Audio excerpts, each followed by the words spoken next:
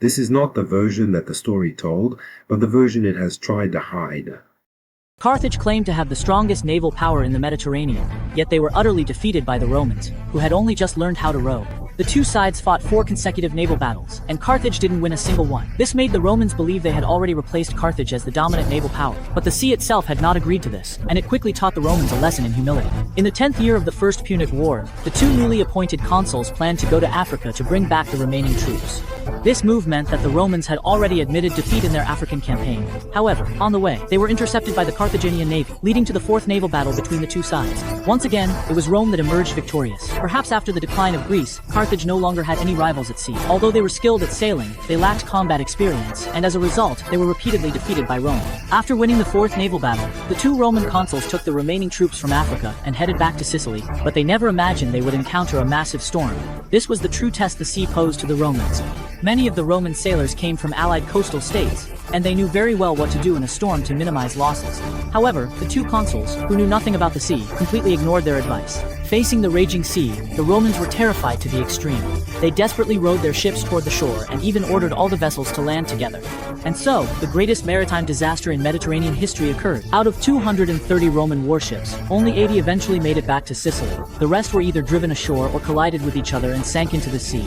The surface of the sea was strewn with the bodies of Romans. This shipwreck cost the Romans 60,000 lives. The ships of the 2 consuls, whether in terms of quality or crew skill, were superior to the others, so they managed to escape by sheer luck. Rome had won the naval battle, but was defeated by the fury of the sea. When the Roman people learned of this, they were overwhelmed with grief, while the Carthaginians were overjoyed, seeing this as the perfect opportunity to negotiate with Rome.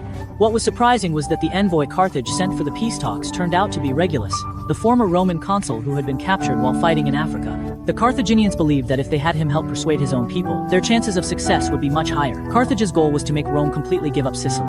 In front of the Senate, Regulus completely ignored the Carthaginians who were there to keep an eye on him. Not only did he refuse to advocate for peace, but he actually urged the Senate to fight Carthage to the end. Because of the failure of the African campaign, coupled with the unprecedented shipwreck disaster, the Senate had been feeling demoralized. But after hearing Regulus's words, they understood what needed to be done. If they gave up now, all the sacrifices made so far would become meaningless. After Regulus returned to Carthage, he was put into a cage and kicked around by elephants like a football, ultimately suffering a brutal death. Buoyed by their victory in Africa, Carthage grew increasingly confident. Coupled with Rome's misfortune at sea, they believed they had the situation fully under control. As a result, they dismissed the Spartan general Xanthippus ahead of time and continued to send troops to Sicily, including the more than 100 elephants that had defeated the Roman legions. In the spring of 254 BC, the Roman army also advanced toward Sicily, both by sea and by land. One of the consuls that year was Gnaeus. 6 years earlier, he had led Rome's first naval expedition, but before any fighting could take place, he was captured by the Carthaginians. He only returned to Rome later, when the 2 countries exchanged prisoners. Also joining this expedition were the 2 former consuls who had suffered a shipwreck the previous year. They were directly responsible for that disaster. The reason Rome appointed these men was not to give them a chance to restore their reputation.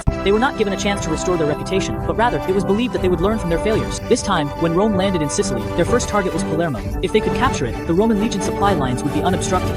Today, Palermo is the capital of Sicily, but at that time, it was under Carthaginian control. It took Rome nearly a year to capture Palermo. There were 2 factions in Palermo, one pro-Roman and the other pro-Carthaginian. In the end, the pro-Roman faction prevailed, allowing the Roman army to enter the city. After entering the city, the Roman army arrested 14 residents who supported Carthage, demanding that they pay a ransom or else be sold into slavery. As a result, 13 of them unfortunately ended up as slaves. The actions of the Roman army had a huge impact on the surrounding city-states, so before the Romans attacked, many chose to open their gates and welcome them in. As a result, there were very few cities left on Sicily that still belonged to the Carthaginians. Just like that, another year passed. The Roman fleet left Sicily and began their journey home, planning to drive the Carthaginians completely out of Sicily in one decisive campaign the following year. But they never imagined that they would once again encounter a shipwreck. We all know that elephants are the strongest creatures on land, but what would happen if they were brought onto the battlefields of ancient times? This is exactly what Carthage did more than 2,000 years ago. During the First Punic War, Carthage's elephant corps left an indelible psychological scar on the Roman soldiers. In the winter of 253 BC, the Roman fleet left Sicily and began their journey home, only to be caught in another storm. This shipwreck cost them 150 warships and countless sailors and soldiers. Suffering 2 major maritime disasters within 3 years, the Romans no longer had the courage to rebuild their navy. Seeing another opportunity, Carthage sent its elephant corps as the vanguard, planning to retake the important Sicilian city of Palermo. Whenever Roman soldiers saw elephants, they would recall the war in Africa 4 years earlier. Over 8,000 Roman soldiers had been trampled to death by elephant herds, and this time the number of elephants had increased to 150. So when the Roman soldiers faced the elephants again, they were unable to take even a single step forward. No matter how much the generals tried to motivate or reprimand them, the soldiers simply hid in the trenches and refused to come out. At sea, they feared storms. On land, they feared elephants. That year the Roman army was beyond saving. They suffered defeat after defeat, lost vast territories, and only stopped fleeing when they reached the city of Palermo. Consul Metellus recognized the reality. If he didn't find a way to eliminate the soldiers' fear of elephants, then not only Palermo, but sooner or later the Romans would be completely driven out of Sicily by the Carthaginians. Outside the city walls of Palermo, there was a moat. Metellus ordered the soldiers to modify the moat so that it was wide at the top and narrow at the bottom, then had most of the troops return inside the city, leaving only a few light infantry outside the walls. When the Carthaginian elephant corps approached, the light infantry began to throw javelins. Once they had thrown all their javelins, they quickly dashed back into the city. Once elephants start running, it's very difficult for them to stop. On top of that, being struck by javelins caused them intense pain, making the elephants go berserk and charge forward wildly. Amidst the billowing smoke, one elephant after another plunged headlong into the moat. Because the moat was extremely narrow at the bottom, the elephants that fell in were completely unable to move. The few elephants that managed not to fall into the moat also lost control and mercilessly trampled their own soldiers who were following behind. At that moment, Metellus opened the city gates, and the Roman heavy infantry began to engage the enemy. Of course, under these circumstances, it could hardly be called an engagement. It was more like a massacre of the chaotic enemy forces. The light infantry who had returned to the city were not idle either. They continued to hurl javelins from the city walls at the elephants that had fallen into the moat. In this way, during the Battle of Palermo, the Roman army achieved a complete victory. 150 Carthaginian war elephants were captured, and the rest were all killed by Roman soldiers. In addition, more than 20,000 Carthaginian soldiers were killed, with only a handful managing to escape back to Marsala. The Carthaginian general who commanded this battle was sentenced to death upon his return. After this battle, the Roman soldiers completely overcame their fear of elephants. When the news reached Rome, the Roman people rekindled their hopes for the sea. In 250 BC, the shipyards in all of Rome's ports once again bustled with activity. The following year, Rome launched both naval and land campaigns, advancing towards Sicily. At this point, Carthage had only 2 port cities left on Sicily. These 2 cities could continuously receive supplies from Africa, which is why they had not yet been captured. The Roman army was tasked with attacking Marsala.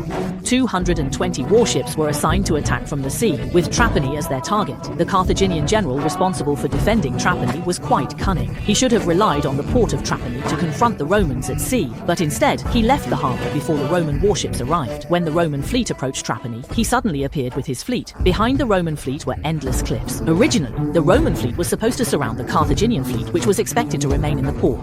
But now, it was the Roman fleet that ended up being surrounded by the Carthaginian ships. The Carthaginians were well aware of how formidable Roman soldiers were in close combat, so they kept a certain distance from the Roman warships, forcing them to retreat toward deeper waters. Once the Roman ships had withdrawn to waters so deep that their oars became ineffective, the Carthaginians gradually tightened their encirclement. In this way, the Carthaginians relied on their superb ship handling skills to win this naval battle. This was also the first time the Carthaginians achieved victory in a naval battle between the 2 sides, with more than 20,000 Romans perishing at sea. Although Rome had won more battles over the years, its losses far exceeded those of Carthage. Rome conducted a census every 5 years, and the results of the census 2 years later, in 247 BC, showed that the number of adult Roman males had decreased by 17%.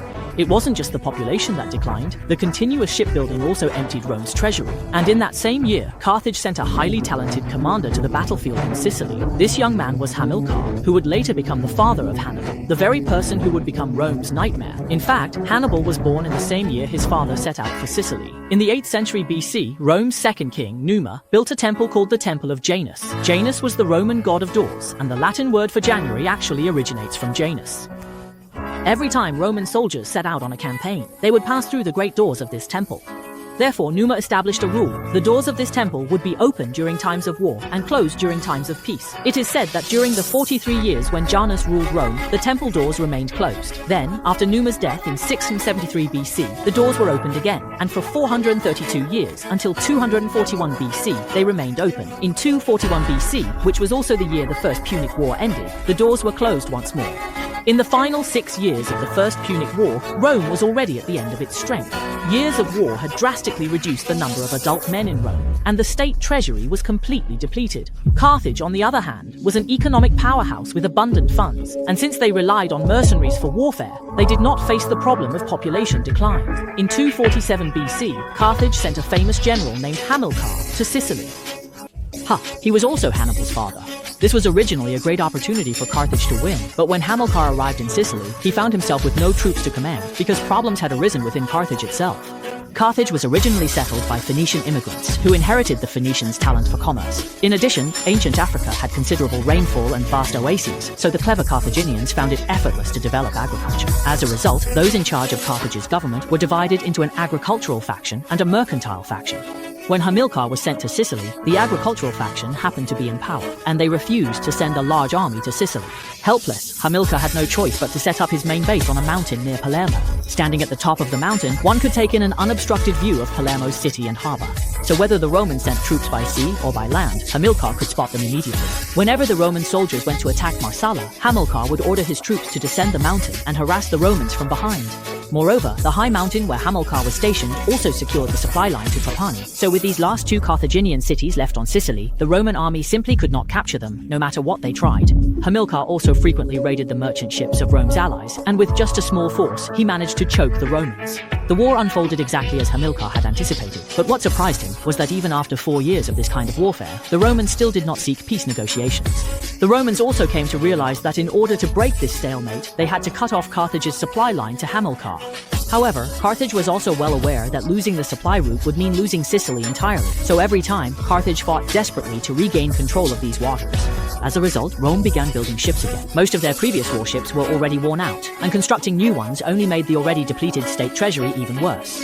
Even so, after a year, Rome's newly built 200 warships were finally launched. The year was now 241 BC. At this time, the mercantile faction in Carthage persuaded the agrarian faction, so a fleet was dispatched to confront Rome.